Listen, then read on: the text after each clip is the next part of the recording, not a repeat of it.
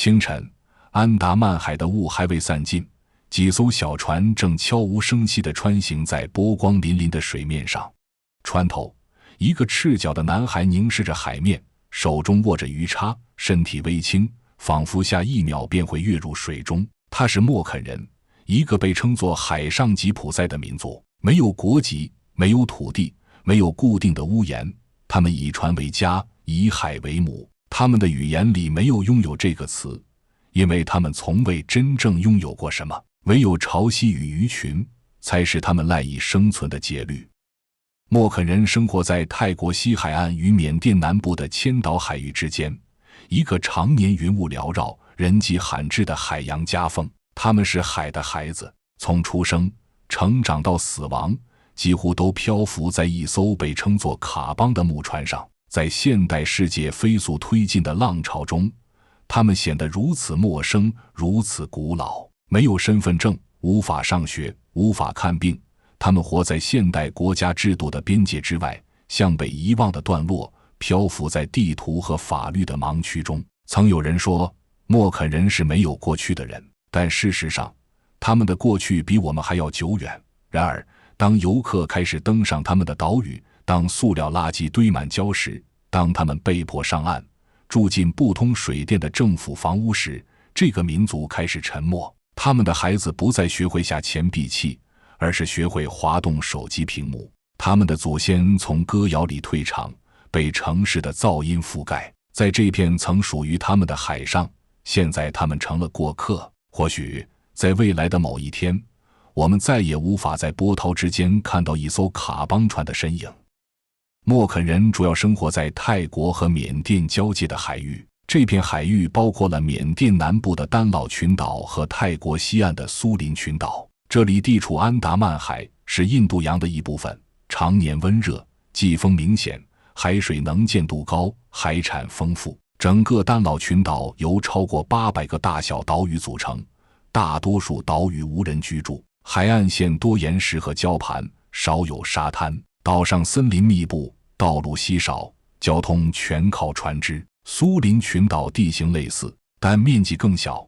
泰国政府于1981年设立为国家海洋公园，禁止开发与大规模捕捞。默肯人长期在这片区域活动，他们的生活不依赖固定的领地，而是随着季节、风向和潮汐流动，在不同岛屿间迁移。他们不定居，而是栖居在卡邦船上。风平浪静时，他们靠船帆鱼橹缓慢前行；季风来临前，他们寻找隐蔽的湾口或小岛躲避风暴。泰国政府估计，目前仍保留传统生活方式的默肯人约有300户，分布在苏林群岛及邻近岛屿。大多数人无身份证，属于无国籍群体，在户籍系统中没有明确归属。缅甸方面的统计不详，但根据联合国数据，丹老群岛一带约有2500名默肯人，分布更为零散，情况更为封闭。他们的主要食物来源是海鱼、贝类和小型甲壳动物。默肯人不上超市，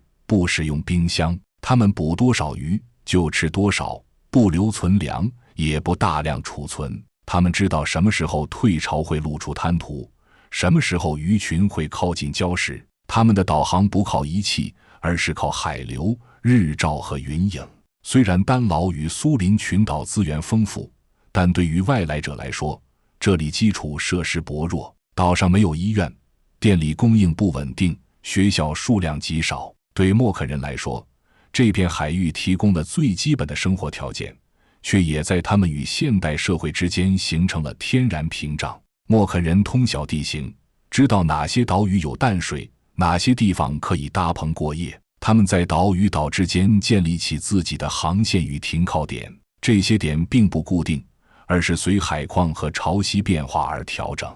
许多路线只在口耳相传中存在，从不标注在地图上。在过去几十年里，随着缅甸与泰国两国政府对沿海资源的开发加强，这片区域的渔业压力逐年增大，大批商业捕捞船只进入海域，捕捞强度超过以往任何时期。珊瑚退化，渔业资源减少，旅游区划与海洋公园设立，使默肯人的生活范围被进一步压缩。他们不使用 GPS，也无法申请航道使用权。他们的传统航线不受保护，在法律层面上，他们的存在并不被系统认可。在这片地理意义上的边缘地带，他们不是居住者，更像是一群在海上过日子的穿行者。他们在岛屿之间留下的足迹不深，潮水一涨一退便消失无痕。对莫肯人来说，船不仅是交通工具，更是房子、厨房、卧室和避风港。传统的卡邦船由莫肯人自己制造，没有图纸，也没有标准尺寸，全凭经验和口口相传的技艺完成。一艘卡邦船通常长6至8米，宽约2米，船体用当地木材拼接而成，船身呈弯月状，两端翘起，便于在浅滩和浪高处滑行。中部是生活空间，用木板架设船棚，覆盖棕榈叶或帆布以挡雨遮阳。船上生活空间分为几个区域，一端是火塘，做饭烧水都靠它；中部是睡觉的地方，夜里铺上席子，全家人挤在一块。船尾存放工具、捕鱼用具和干粮，水缸和竹筒挂在侧面，用来储水。船两侧绑有竹筒浮具，以保持平衡。一家人通常共住一船，船上不分房间，没有私密空间，孩子与父母同睡，白天帮忙打水、收鱼、修补工具，女人负责烹饪与照料孩子，男人掌舵、捕鱼和修船。造船是男人的事。每当家中孩子长到7、8岁，父亲便会考虑开始建新船，为其成年做准备。选木是第一步。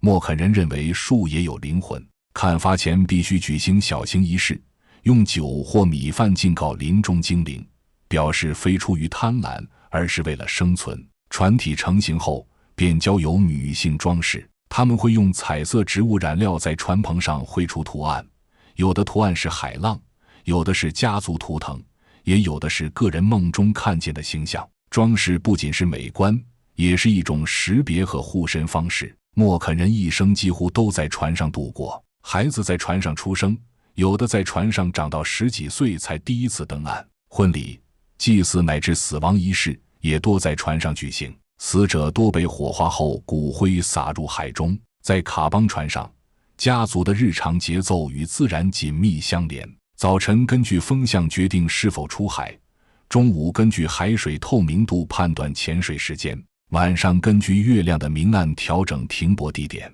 每一项决定都不是机械性执行，而是在经验与直觉中不断调整。莫肯人不常对卡邦船表示拥有，他们说的是我们与船一起活着。他们相信船也有气，需要定期修整、祭拜。若船损毁，不会随意丢弃，而是送到安静的海湾，将木板一块块解下，埋在沙滩边。船的维护靠全家人协作，木板裂缝用树枝封住，船棚脱落由孩子爬上修补。若家中有人病重、出事或妇女难产，莫肯人会相信船出了气，需要巫师前来驱邪补气。今年，由于国家政策影响，许多莫肯家庭被迫迁往陆地，一部分传统卡邦船被拆解或遗弃。政府提供的木屋虽有屋顶，但缺乏渔具与海上生活的灵活性。许多人选择在岸边造简易棚居住，仍靠船作为主要生活场所。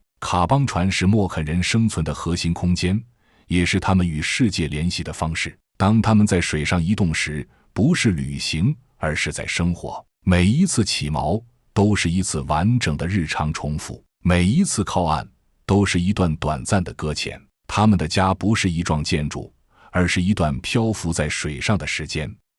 莫肯人从不使用潜水设备，却能长时间潜入几米甚至10几米深的海底，寻找贝类、海胆、小章鱼或是石缝中的鱼。这不是表演，也不是技能训练的结果，而是他们日常生活的一部分。他们习惯在退潮后划船到珊瑚礁附近，用一根长木棍、竹叉或鱼钩在水下作业。幼童从3、4岁起便跟着大人学会潜水。莫肯人不把这视为特别能力，他们说水是跟我们一样的生命。瑞典隆德大学曾在2003年对苏林岛上的莫肯儿童进行了一项研究，发现他们的瞳孔可以比普通人更灵活地收缩，使他们在水下的视力异常清晰，能辨别海底沙中蠕动的贝类，甚至能在浑浊水域中准确捕捉猎物。研究人员比较了同龄的欧洲儿童在水下完成视觉识别任务时，默肯儿童的识别率和精准度远高于后者。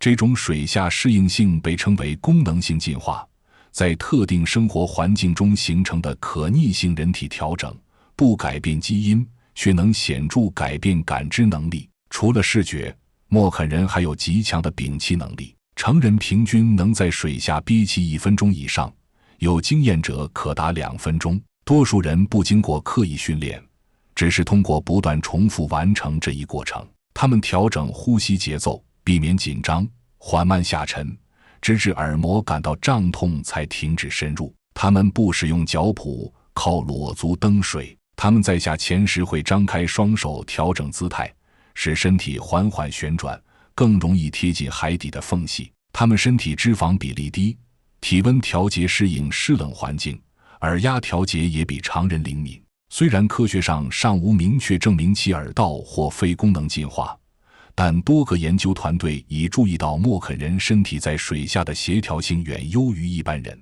默肯人依靠身体读水，他们识浪、听潮、看天色变化判断风雨，看水流颜色判断深浅。在默肯语中，没有专门表示游泳或潜水的词语，因为对他们来说，这是生活中最自然的行为。他们认为人就像鱼，如果生活在水里，就该懂得与水共处。但这种天赋正在失传，随着越来越多默肯家庭被安置到陆地上，孩子们失去了与海相处的机会。他们在政府建的学校里学习泰语、算术、电脑，却不再知道如何识别海蛇和礁石，也不知道夜潮时鱼群会躲在哪块岩下。一些青少年甚至怕水，他们认为海是危险的地方，因为没有教科书告诉他们海里有哪些规律，也没有父亲带他们浮潜。传统知识因中断而迅速流失。当这种身体技能被归为落后或原始时，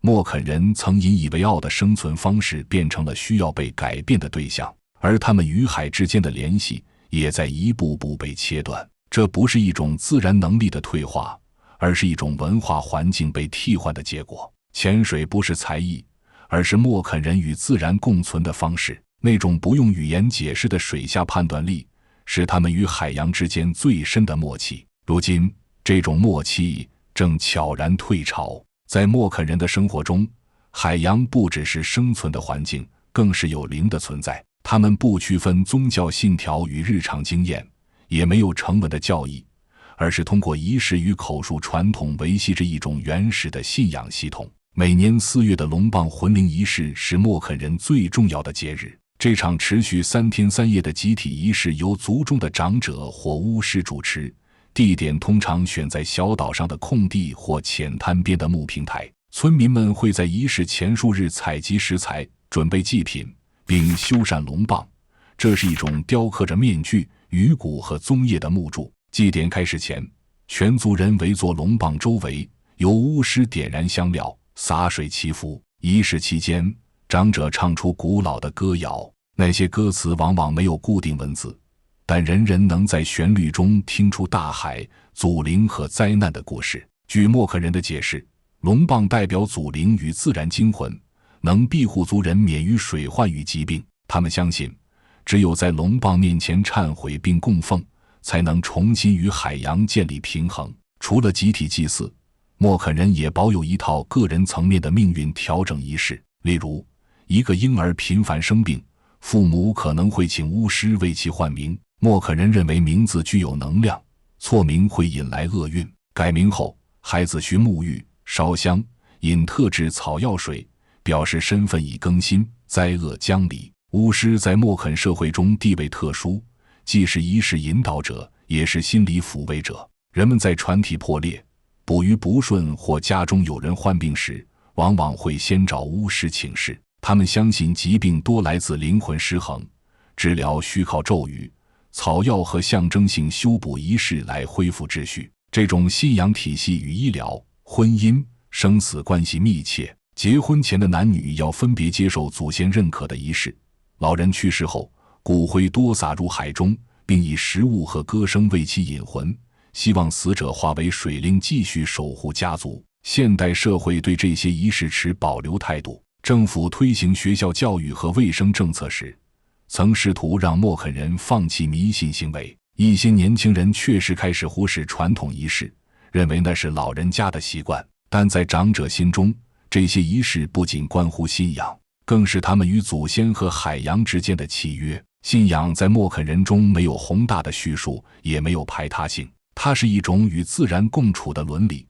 他们相信，只有尊重风浪和看不见的力量，船才不会翻，人才能安稳。而当这些仪式逐渐减少，信仰变成形式时，也正是他们的文化正在被稀释的过。在现代国家体系中，身份证、户籍和出生证明是最基本的身份标识，但对于默肯人来说，这些概念并不适用。绝大多数默肯人没有身份证，出生不在医院，没有官方登记，也没有国家认定的国籍。泰国与缅甸是默肯人主要分布的国家，但两国长期未承认他们为本国公民。尽管部分人在泰国获得了边境居民或特区渔民的临时身份，但多数人仍然在法律上不可见。这意味着他们无法正式就学、就医、就业，也不能拥有不动产，甚至在执法过程中也没有明确的法律保护。没有身份证意味着他们不能开银行账户，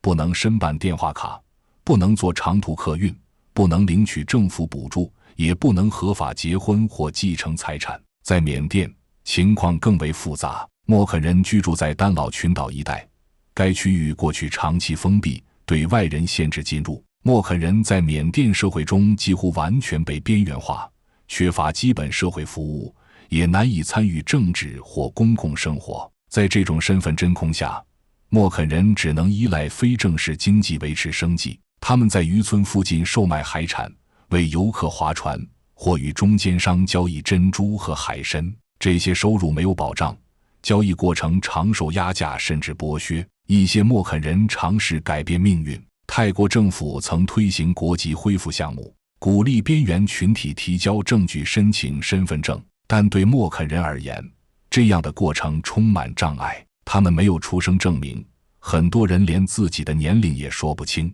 他们的居住没有地址，很多人常年漂泊，难以出示稳定居所的证明。没有合法身份，也让默肯人在面对执法部门时更加脆弱。泰国曾多次清理非法渔船，一些默肯人被当作无证移民处理，被扣船、罚款甚至短期拘留。一位渔民告诉我们，我们祖祖辈辈都在这里捕鱼，但他们说我们是外来者。这种合法性困境也限制了默肯文化的表达，他们无法组建协会，不能获得官方资助的文化保护项目。即使有学者希望帮他们编写字典、录音采样、建立文化档案，也因无法注册机构而进展困难。近年来，一些国际组织开始关注默肯人的处境，推动建立身份登记系统，并为儿童提供基本教育。但由于法律地位不明，这些援助多为短期项目，覆盖范围也极有限。没有国家承认，就意味着无法参与决定自身命运。默肯人被挡在制度之外，只能在边缘地带维持一种被容忍的存在。在现代国家日益强调身份与归属的今天，默肯人如同水中的影子，他们活在国家之间，也活在身份之外。2004年12月26日，印度洋发生9.1级大地震，震中位于苏门答腊海底，引发了跨越国家的巨大海啸。这场灾难造成超过23万人死亡，是本世纪最严重的自然灾难之一。安达曼海沿岸多个国家都受到了严重冲击，泰国的潘雅府、普吉岛等地也在其中。但在苏林群岛，一处默肯人聚居的海域，却出现了一个奇迹。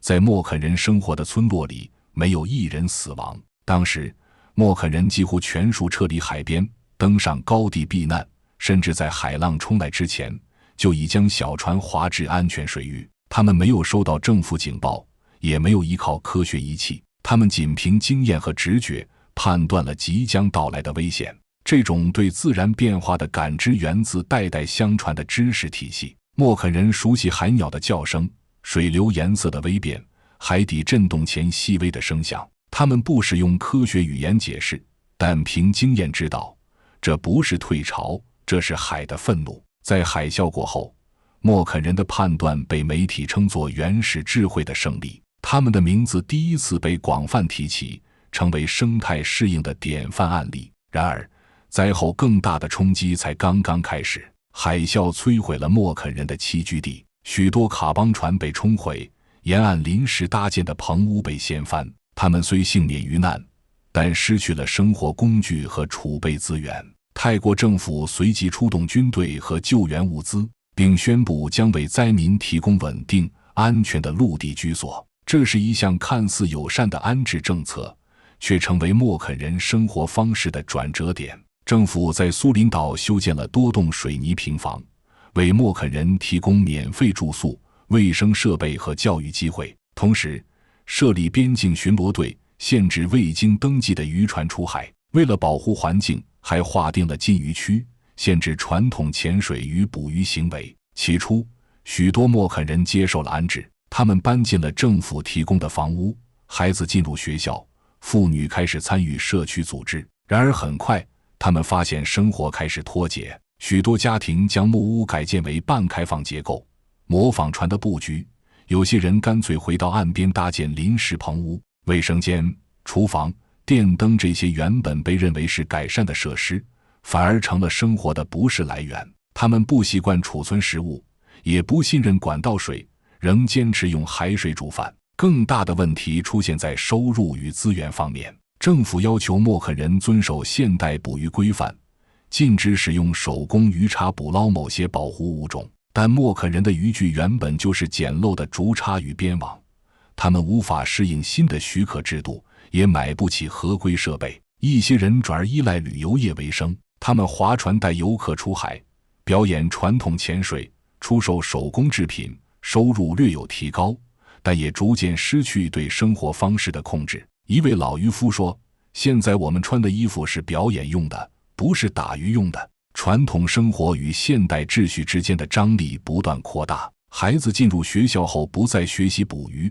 不再理解祖辈的话语。许多青少年外出工作或流落城市，在陌生的语言和身份中找不到归属，也找不到返回的路。在这种变化中，一些老人选择离群，独自生活在偏远岛屿上。他们用破旧的木船继续打鱼，夜里在沙滩上生活，拒绝接受重建后的生活。2004年海啸没有带走他们的生命，却带走了他们熟悉的世界。重建的名义下，默肯人第一次深刻感受到制度对传统的替代。他们没有反抗，也很少抱怨，但在沉默中，一种古老的文化正在退潮。近20年，苏林岛逐渐成为泰国西南沿海著名的生态旅游区，海水清澈，珊瑚密集，吸引了大量欧美与日韩游客前来浮潜、潜水、拍照。默肯人所在的岛屿也因此被政府规划为传统文化展示区，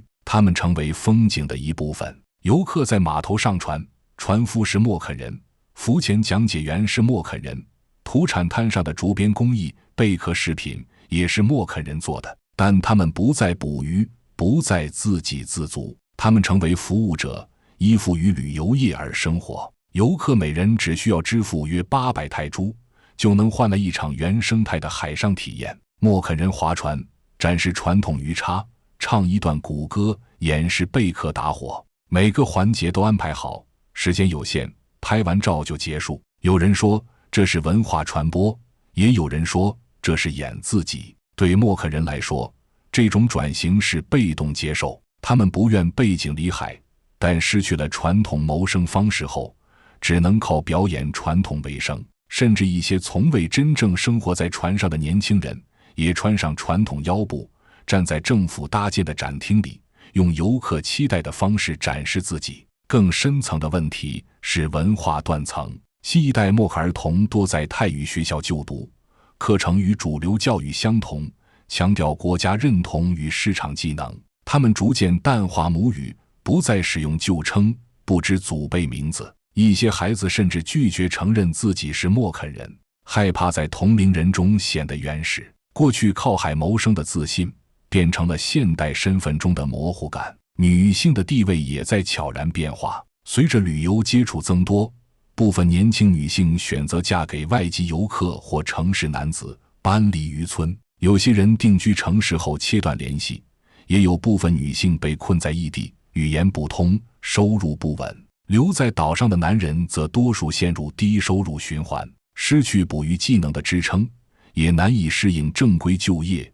有人终日酗酒、赌博。我们在一处避风湾看到一群青年围着手机玩赌博 App， 边喝廉价烈酒边调侃游客。他们曾是潜水高手，如今不愿下水，只愿待在岸上等待下一艘游客船靠近。现代文明像潮水一样涌来，没有战争，也没有摧毁，却在语言、结构、角色中慢慢解构了一个民族的内部秩序。从文化的主人变成展示品，从捕鱼者变成导游，从海上行者变成旅游村民，默肯人正被重写。而在这场被动的现代化中，他们又该何去何从呢？